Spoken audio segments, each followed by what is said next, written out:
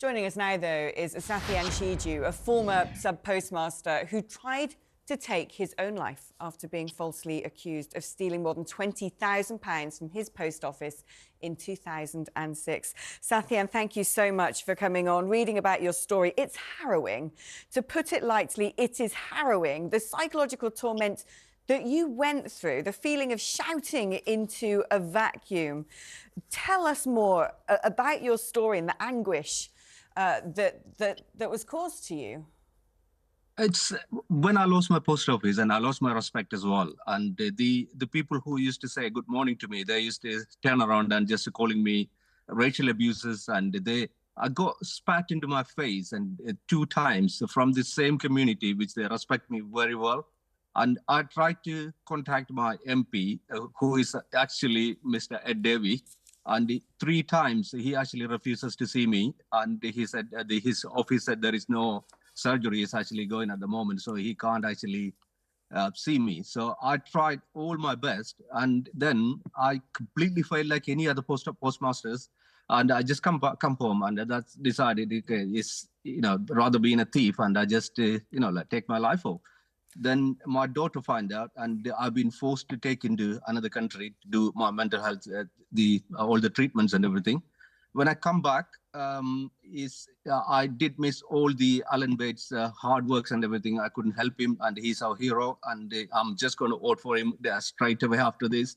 And it was kind of 2 kind of a life I had it actually. Before the post office, I had a different life, and then after the post office actually accused me for stealing the money, then my life is actually turned upside down. I was absolutely doing a good business, and I had 2 businesses, and I had 2 houses, and everything is being repossessed while I was abroad and doing my treatment and everything.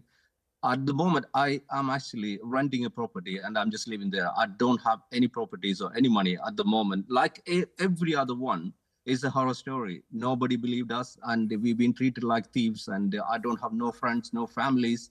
My daughter's wedding is actually been done about 2 years ago, and I didn't have any family or my friend is actually attend to the wedding because I don't have the courage to call them. I just give my daughter away by myself and my wife and a couple of friends of hers. And it's a life, and we are going through for the last 17 years. I don't wish even my worst enemy will go through these kind of situations anywhere. It's terrible. Absolutely traumatized. Sathyan, you mentioned there you misnamed Sir Ed Davey.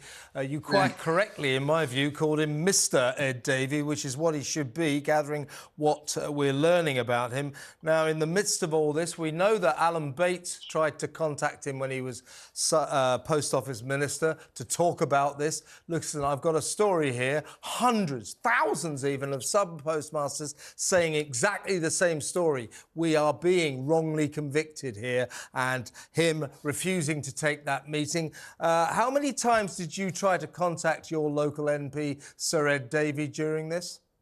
I did a trial in his office about 3 times. The first time the office said there is no surgery, so there is no appointment they can give out. Then I tell my story to the office, and these other things happened to me, so I need my MP support. 3 times I tried it. All 3 times I've been refused. Shocking. And what do you think about your MP? In what I would suggest is an abrogation of duty to a constituent, you. Absolutely. It's his duty, and when somebody is but those days, and I know the post office is the biggest organization. I'm just a person, and so he probably would believe the post office, but still, he would have the courtesy to hear me out and what I need to say. And, I have somebody at least to hear my story, at least to hear my pain, but he didn't actually give me that chance to talk to him. What is your reaction to the announcement today by Rishi Sunak in PMQs that the government are going to bring forward emergency legislation to try and overturn all the convictions of all of those wrongly accused? Is absolutely, I welcome that, because there are still a lot of postmasters that they don't have the means or money or anything to come forward by themselves to clear their name. But if Rishi Sunak do that and the government do that, I just, full-heartedly, I just welcome that, and on behalf of all the other postmasters, because this there are so many people still are struggling to just going through that day-to-day life, and so they don't have the money, or they don't have the power, or they don't have the support to come to the court and to clear their name by themselves. So if government do that, and we really appreciate that.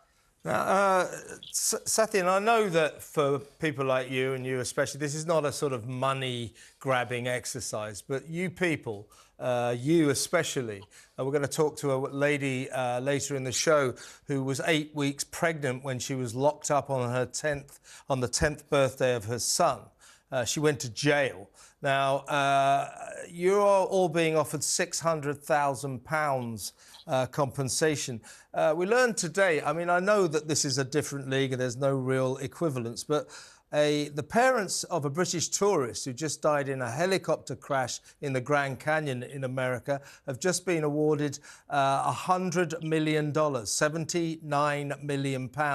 Now, you people have had your lives utterly ruined, marriages destroyed, people becoming alcoholics, drug addicts, suicides.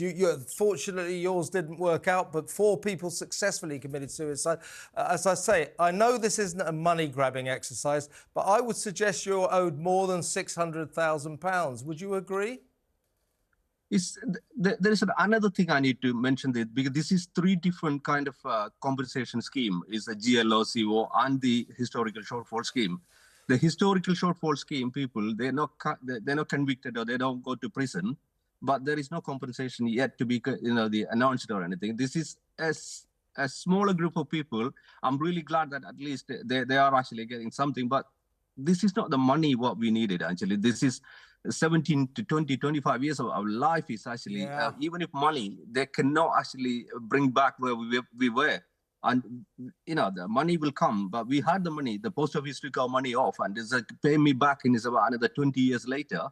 I don't think it is any fair. I don't think it's fair at all. And it's a 3 different kind of talking of money, Sathyan, talking of money, do you think that the chief executive of the post office during this scandal, during your ordeal, should hand back the millions of pounds worth of bonuses she was paid by the post office during this period? Do you think she should hand that money back?